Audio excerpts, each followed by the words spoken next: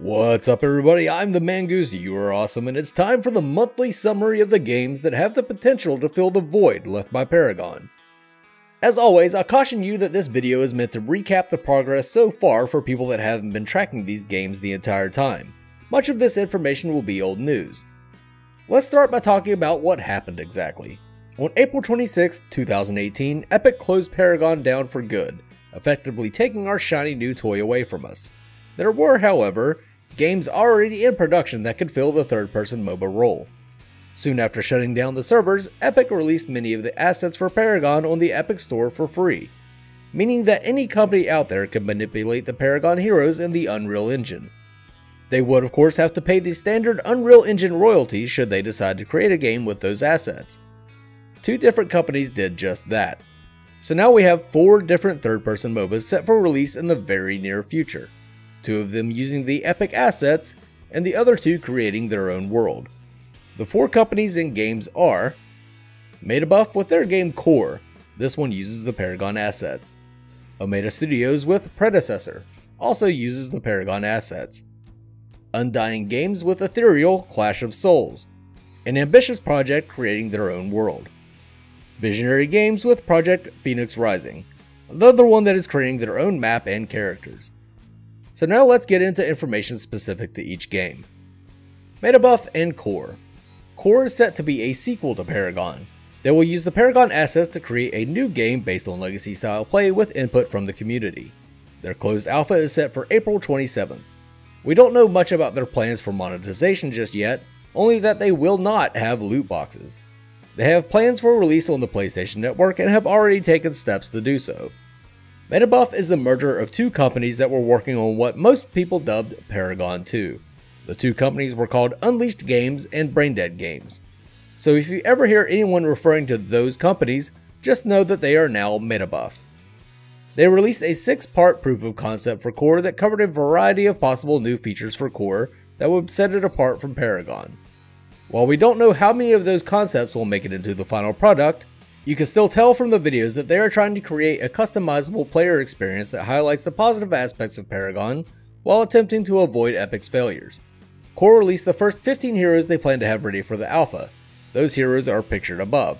However, due to outcry from the community, Revenant was removed and replaced with Sparrow. While you may not agree with that decision, it does let you know that they are willing to listen to the community.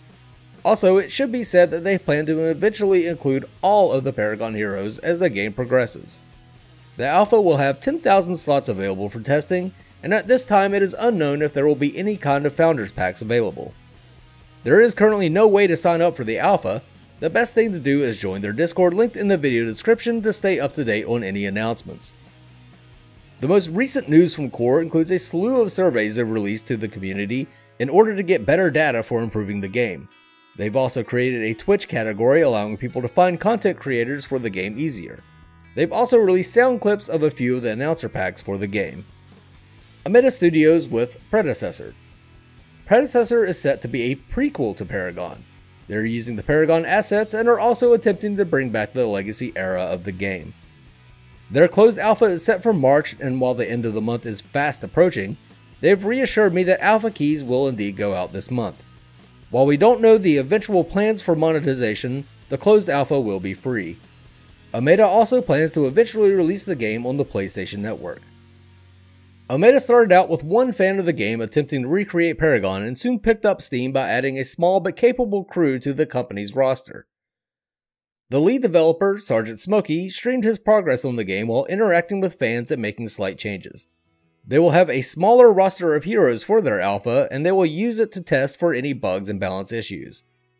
They plan to build from there and add to the rest of the Paragon roster over time. You can sign up for the alpha by visiting their website linked in the video description below. While there have been a few development and Q&A streams this month for Predecessor, the team has been relatively quiet as they batten down the hatches and get the game ready for the public. They have also created a category on Twitch, and I found out by accident that there is also a YouTube category for the game. You can also see that the game has a page on Steam, however it of course isn't available for download. They have tested out the systems they need to start the alpha and are on track for release this month. Undying Games with Ethereal Clash of Souls. While Ethereal takes some inspiration from Paragon and includes the Z-axis in their third-person MOBA, they will not be using Paragon hero assets and will instead focus on creating their own heroes with their own art style in their own world. They have a closed alpha loosely set for the end of spring, however they plan to take as much time as they need to iron the game out first. Their alpha will be a paid one costing $20. They haven't released the details on how to sign up just yet, but you can stay up to date on the game by checking out their social media linked in the video description. Like everyone else, they plan to eventually release the game on console. Production of Ethereal began well before the announcement to close Paragon. Undying is an experienced group that has decided to create by far the most ambitious project that I currently track. They plan for the game to be 6v6 on a map that has lanes that float on top of each other and an entire class of heroes that can fly. Undying has decided to go with a more Final Fantasy inspired design for their heroes that they call myths. The biggest news of late for Ethereal was a lore writing contest, with the prize being the opportunity to join Undying's lore team and help design a myth. It was a great way for them to find new talent while interacting with their community. The contest is now closed, with the winners to be announced on April 1st. One of the judges for the competition will be yours truly. Visionary Games with Project Phoenix Rising. Visionary Games has been working on Project Phoenix Rising ever since the announcement to close Paragon. They plan to create their own heroes called Masters and set them in their own 5v5 map. While they decided not to use the Paragon hero assets, they are very heavily inspired by Paragon and aim to be more of a spiritual successor to the game. They do plan to eventually release the game on console, however they have not yet revealed any information about their alpha. We also do not know what the monetization plans for the game will be. Just like everyone else, the best way to stay up to date on the project is by joining their Discord linked in the video description. Phoenix Rising will introduce a new cast on a new map with a very familiar feel. They are going for the more realistic look that we had with Paragon for their Masters. While they had some major setbacks in November, they are still moving forward with the project. They lost some of their talent and assets for the game, but retained many of the features that really matter. On a side note, one of the things they lost was this guy. The one I said looked like a peanut M&M. Personally, I don't consider that to be a major loss. They currently plan to demo the game with a 1-lane 3v3 map, but the first thing they will release for the community to play is a full 3-lane 5v5. Phoenix Rising has been very quiet this month, as they have been since November.